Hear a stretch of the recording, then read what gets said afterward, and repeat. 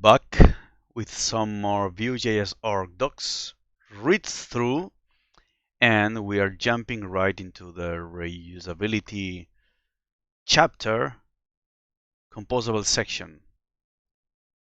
Composables, well, that's some new stuff in Vue 3, made possible with the composition API. What is a composable? In the context of Vue applications, a composable is a function that leverages Vue Composition API to encapsulate and reuse stateful logic. Stateful being kind of a keyword here. When building front-end applications, we often have the need to reuse logic for common tasks. For example, we may need to format dates in many places, so we extract a reusable function for that. This formatter function encapsulates stateless logic. It takes some input and immediately returns the expected output. There are many libraries out there for reusing stateless logic. For example, Lodash and DateFNS, which you may have heard of. In comparison, stateful logic involves managing state that changes over time. A simple example would be tracking the current position of the mouse on a page. In real-world scenarios, it could also be more complex logic, such as touch gestures or connection status to a database. Mouse tracker example. If we were to implement the mouse tracking functionality using Composition API directly inside a component, it would look like this.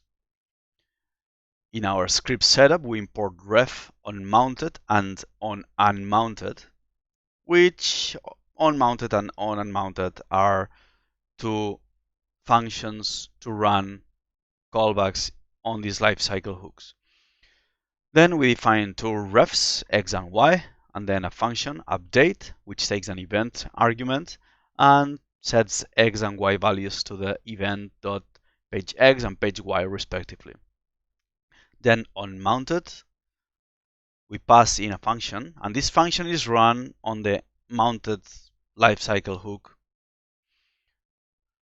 which is a particular lifecycle in the life of a Vue component. And this hook, what we do in this hook is we add an event listener, which triggers on mouse move, and we give it the handler update function.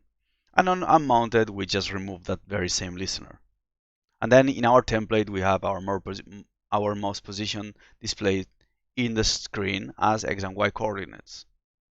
Nothing fancy here, nothing new either. But what if we want to reuse the same logic in multiple components? We can extract the logic into an internal file as a composable function. So here we have our mouse.js function. We import ref unmounted and on unmounted from Vue as before, and then we have an export. By convention, composable function names start with use. All right, we have an export, which is a function named useMouse. In here, we have the two refs again, we have the function, and then we have the two hooks.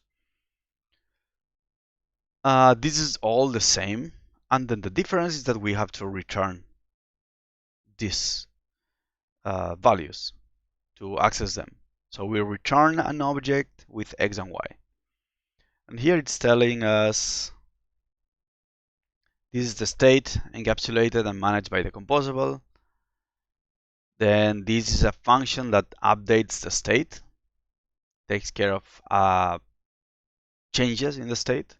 And then a composable can also hook into its owner's components lifecycle to set up and tear down side effects. So even though we are in a separate function, that this is not a Vue component, we can still access these hooks.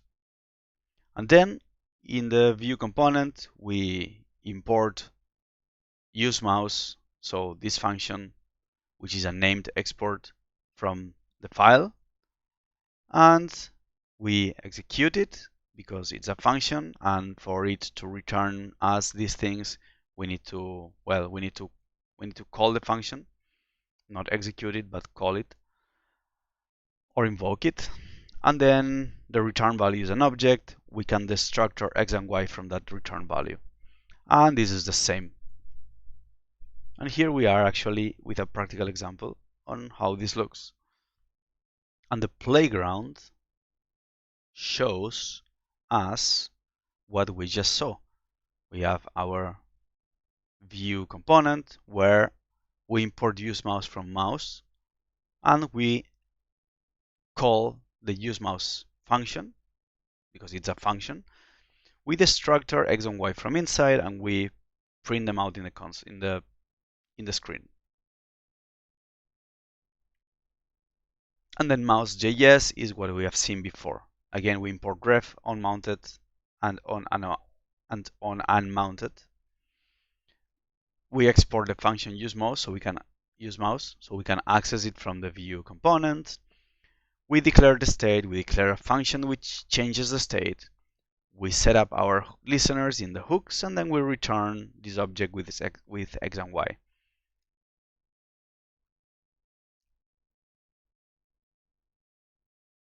And this is what it does, just to see that it works. As we can see, the core logic remains exactly the same.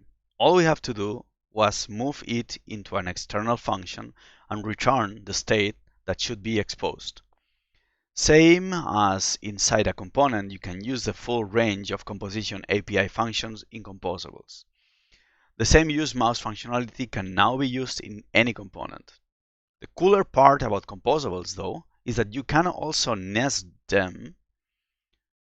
One composable function can call one or more other composable functions. This enables us to compose complex logic using small isolated units.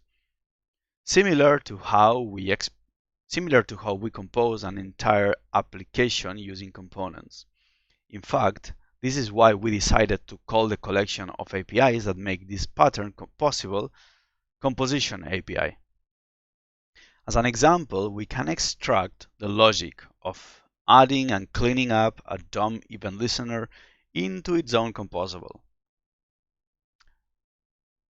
So we have an event.js file. We import mounted and unmounted hooks. And then we export a function called useEventListener, which takes a target, an event, and a callback. If you want, you can also make this support selector strings as target.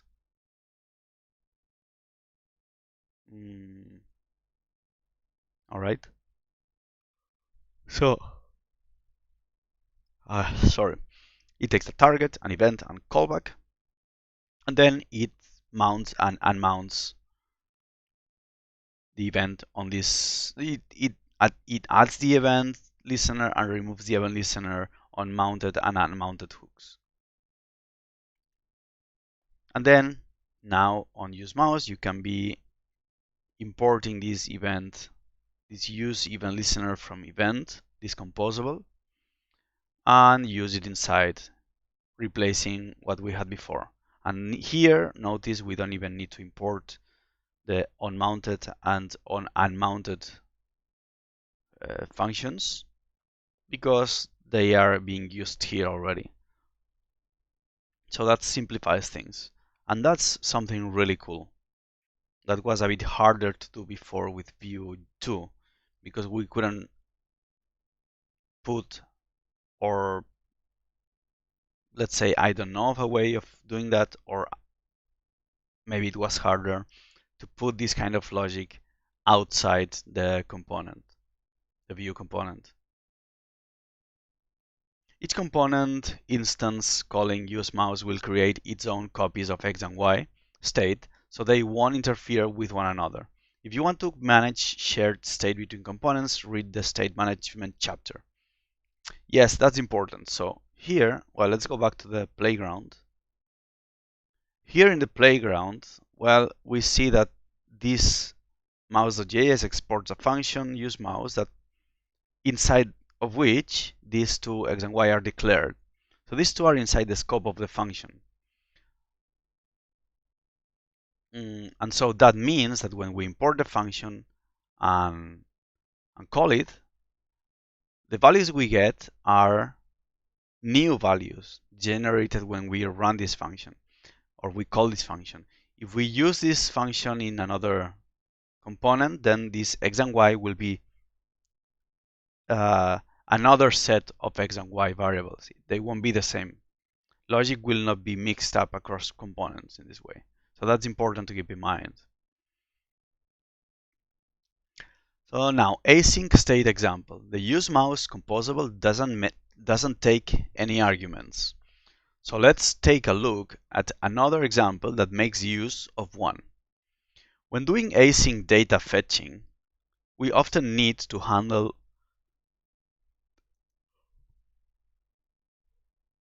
oh gosh, I'm sleepy. When doing async data fetching, we often need to handle different states: loading, success, and error. So here we have data, an error, and then we have a fetch, which then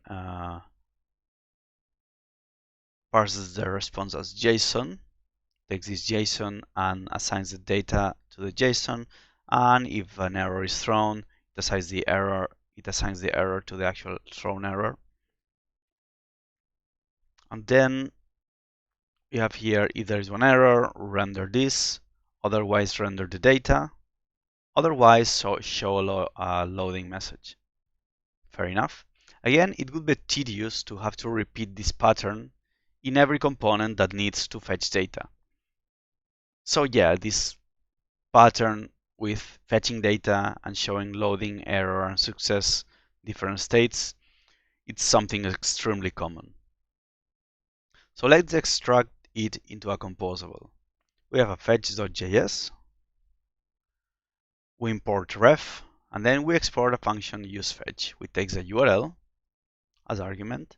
It declares a data and error properties, and then it does the same as before, and it returns data and error.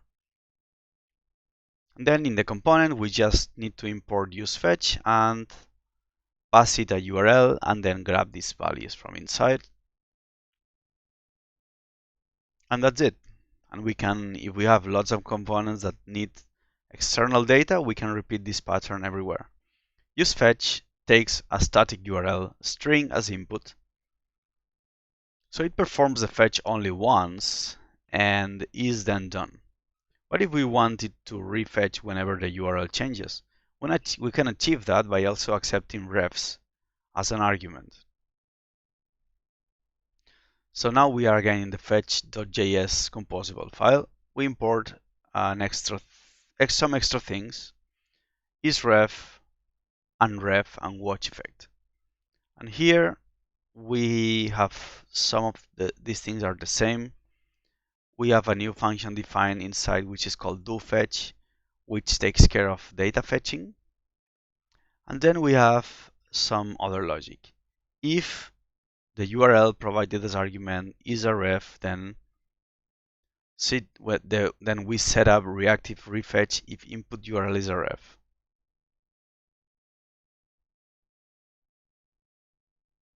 This means watch effect. If any of the dependencies of this function change, then rerun this function. I think this is what it means. We only do that. So this is like we are kind of attaching a watch effect.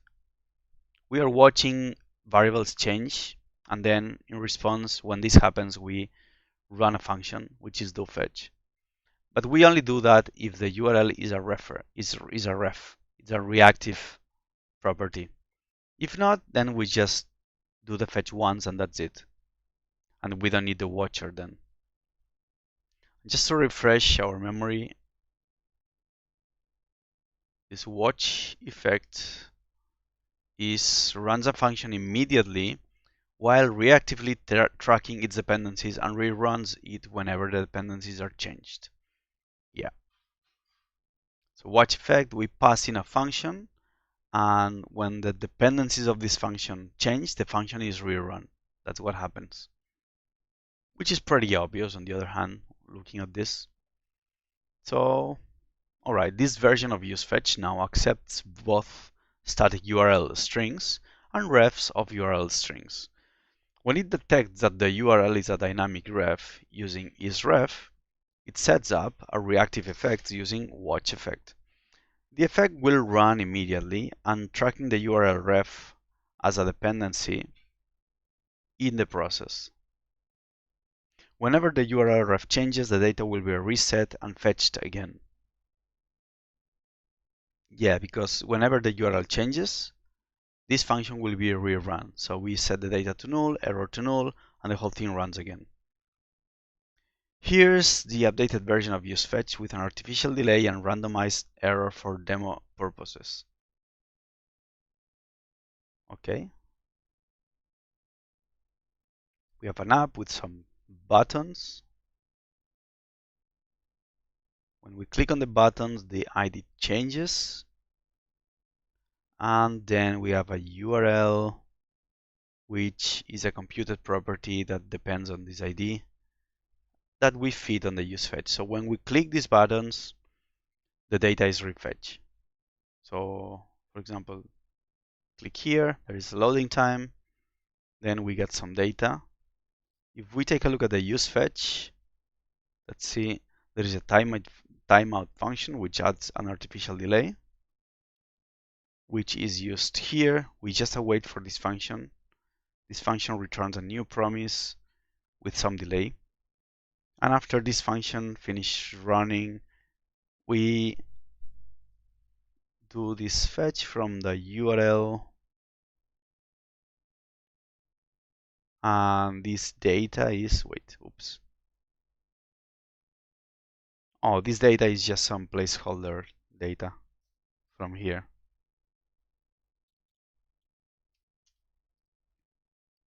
Typing it wrong.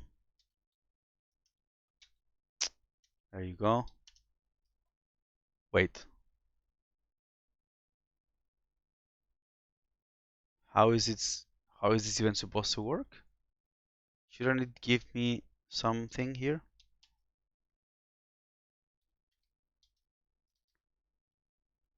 Well, okay, I don't care honestly. It just returns some data, which is this thing.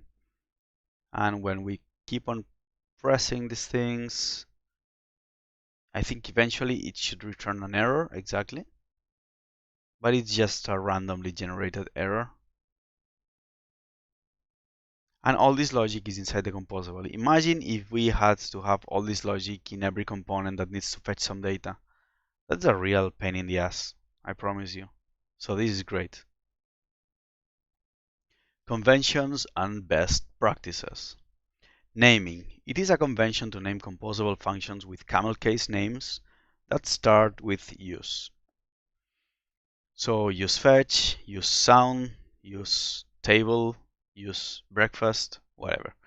Input arguments. A composable can accept ref arguments even if it doesn't rely on it for reactivity.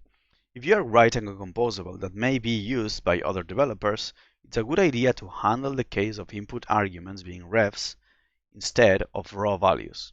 The unref utility function will come in handy for this purpose. If maybe ref is indeed a ref, its value will be returned, otherwise maybe ref is returned as is. So yeah, grab the arguments and unwrap them and you use the return value. If your composable creates reactive effects when the input is a ref, make sure to either explicitly watch the ref with watch or call unref inside a watch effect so that it is properly tracked.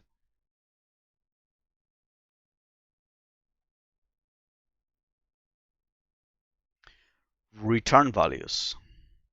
You have probably noticed that we have been exclusively using ref instead of reactive in Composables. The recommended convention is to always return an object of refs from Composables, so that it can be destructured in components while retaining reactivity. Yeah, if this returned a reactive object, then destructuring would break reactivity, so that wouldn't be good.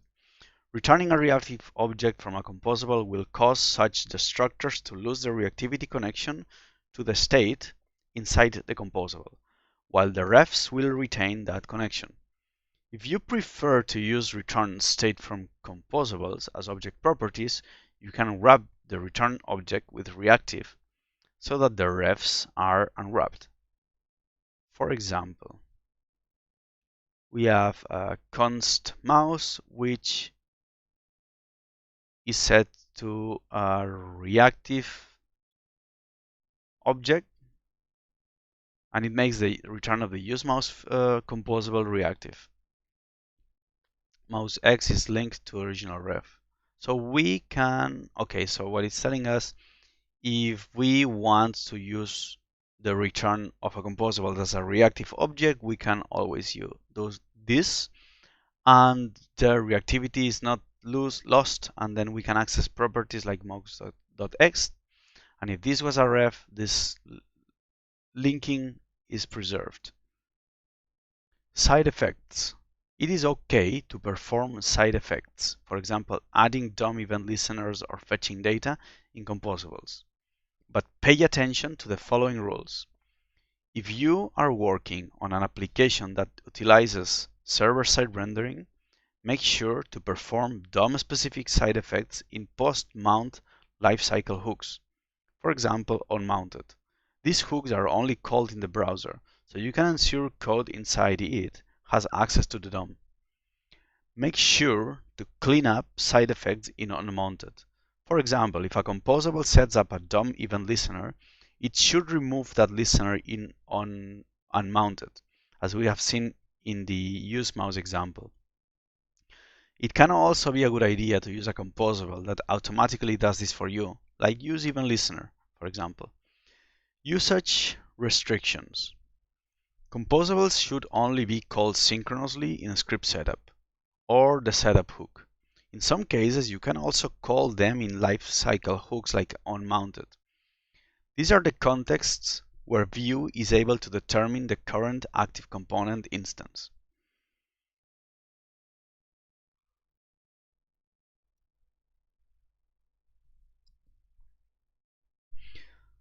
Access to an active component instance is necessary so that lifecycle hooks can be registered to it, and computed properties and watchers can be linked to it for disposable on component and mount.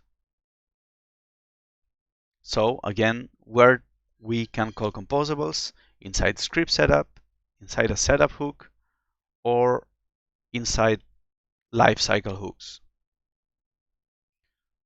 A tip. Script setup is the only place where you can call composables after usage of await.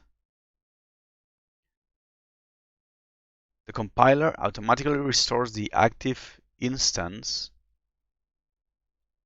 context after the async operation for you.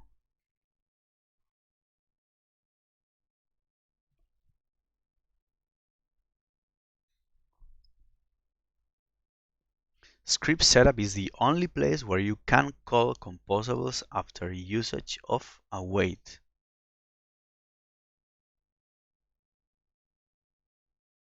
Alright. So in any other context, if we use the await keyword, then we should not after the await call the composables. We should call the composable before the await.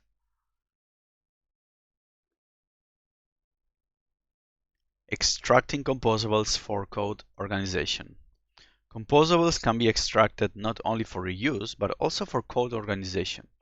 As the complexity of your components grow, you may end up with components that are too large to navigate and reason about.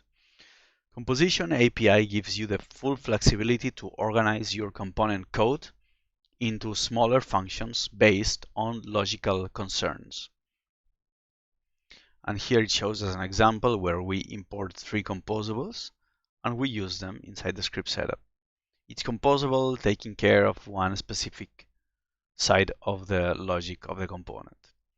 To some extent, you can think of these structured composables as component scoped services that can talk to one another. Using composables in Options API. If you are using Options API, composables must be called inside setup. And the returned bindings must be returned from setup so that they are exposed to this and the template.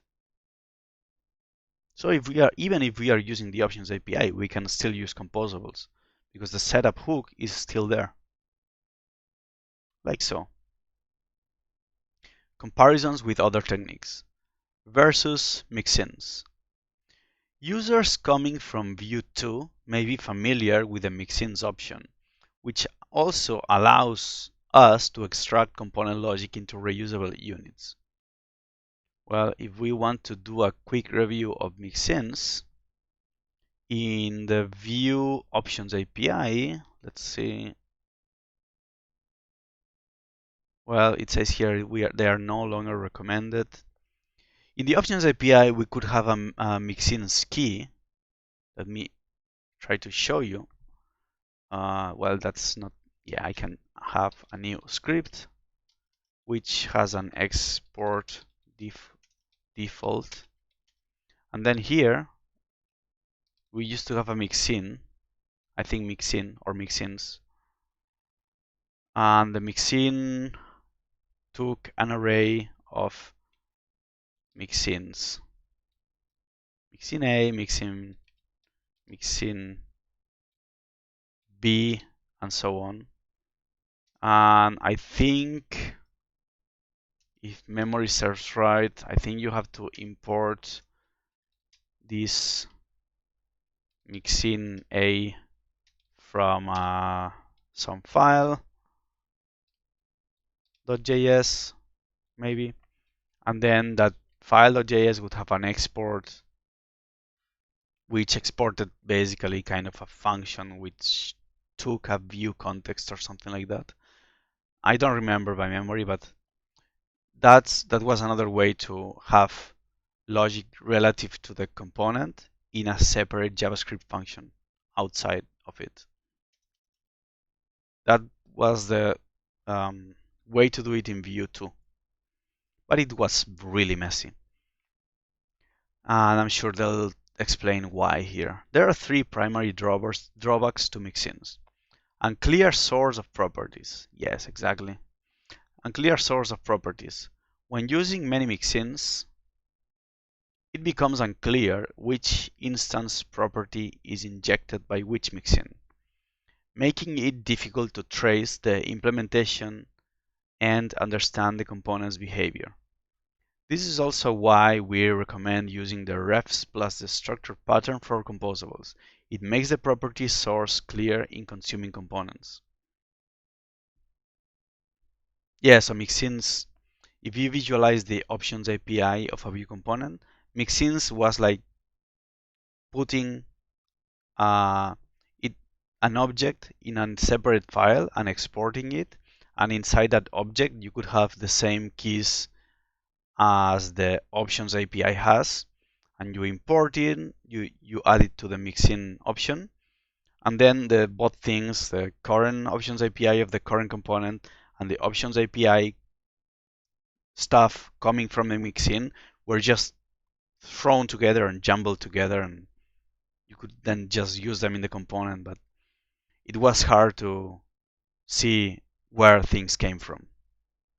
Particularly if you were importing like multiple Mixins, that could be a mess. Namespace collisions. Here we are back again. Namespace collisions. Multiple Mixins from different authors can potentially register the same property keys, causing namespace collisions. With composables, you can rename the destructor variables if they are conflicting keys from different composables. Implicit cross-Mixin communication. Multiple Mixins that need to interact with one another have to rely on shared property keys, making them implicitly coupled. With composables, values returned from one composable can be passed into another as arguments, like just like normal functions. For the above reasons, we no longer recommend using mixins in Vue 3. The feature is kept only for migration and familiarity reasons. Seriously, don't use mixins. Don't even dare. Don't dare. Everybody will hate you. Versus renderless components. In the component slots chapter, we discussed the renderless component pattern based on scope slots. We even implemented the same mouse tracking demo using renderless components. The main advantage of composables over renderless components is that composables do not incur the extra component instance overhead. When used across an entire application, the amount of extra component instances created by the renderless component pattern can become a noticeable performance overhead.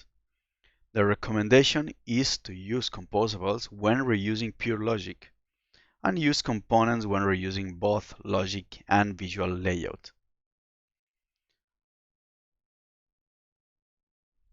All good, nothing to comment here. Versus React hooks. If you have experience with React, you may notice that this looks very similar to custom React hooks. Composition API was in part inspired by React hooks, and Vue composables are indeed similar to React hooks in terms of logic composition capabilities. However, Vue composables are based on Vue's fine-grained reactivity system, which is fundamentally different from React hooks execution model. This is discussed in more details in the Composition API FAQ. And then there are some further reading, reactivity in depth, for low-level understanding on how Vue's reactivity system works, state management for patterns of managing state shared by multiple components, testing composables tips on unit testing composables, and Vue use an ever-growing collection of Vue composables. The source code is also a great learning resource, and Vue use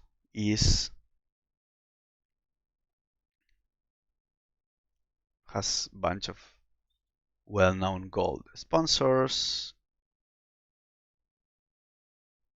bunch of backers, sponsors, and it's a project driven by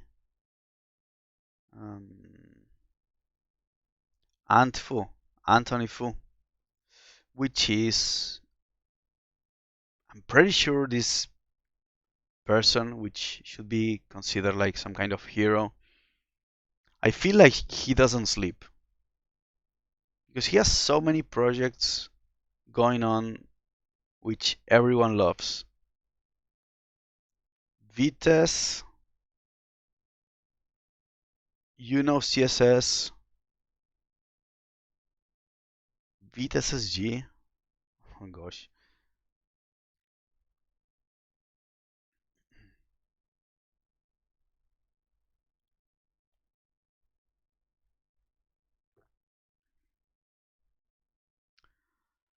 This guy is amazing. Anthony, you are amazing. Thanks for doing everything that you do. Why am I not following him? All right, so we're done with composables. Next is gonna be custom directives. But before, let's take a little break.